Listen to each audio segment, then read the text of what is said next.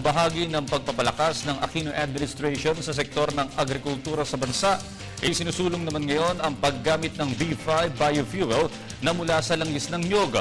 Hangad dito'y di lamang paunlarin ang ating ekonomiya, kundi pataasin ang kita ng mga magsasaka. Para sa detalye, balitaan mo kami, Julius Disamburo. Isinusulong ngayon ng Department of Agriculture ang paggamit ng mga produktong gawa sa langis ng niyog gaya ng biofuel mixtures na maaaring makatulong hindi lamang sa kalikasan kundi sa mga magsasaka nito na makakuha ng malaking kita. Magandang pagkakataon ang gagawin ito ng kagawaran dahil isa ang sektor ng agrikultura sa pinagtutuunang pansin o pinalalakas ng kasalukuyang administrasyon. At maaaring mabawasan na ang pag-angkat natin ng langis mula sa ibang bansa dahil may mga lokal na langis tayong pwede na magamit at handang paunlarin. Sa katatapos lang na paglulunsad ng Philippine Coconut Authority ng kanilang 25-day road testing, napatunayan nilang ang B5 biofuel ay makakatulong sa bansa. Ang nasabing B5 oil product ay naglalaman ng 1% cocoa methyl ester kumpara sa dating B2 blend na halos 2% lamang.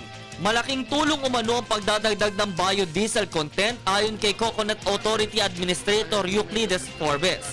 Dahil direkta nitong mabibinipisyuhan ng mga coconut farmers mulat nang ito'y magiging pangunahing pagkakakuhanan na ng nasabing produkto.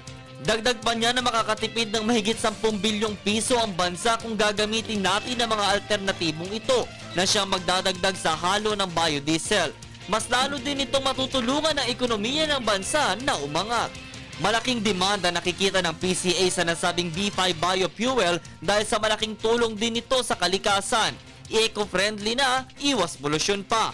Dahil importante pa din ang kalusugan ng tao at ang ecosystems na pinangangalagaan ng pamahalaan.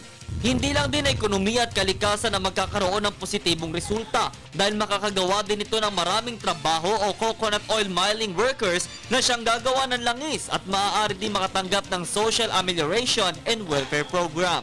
Sinubukan na din sa piling pampasaherong jeep sa kamay nilaan ang sabing B5 biofuel. Katuwa ahensya at ang Department of Energy.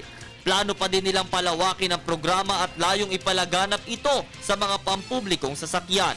Maaalala ang taong 2001 ang simula ng pamahalaan ng pagdulunsad ng Biodiesel Development Project na layong paunlarin at gamitin ang langis mula sa niyog bilang alternatibong engine fuel.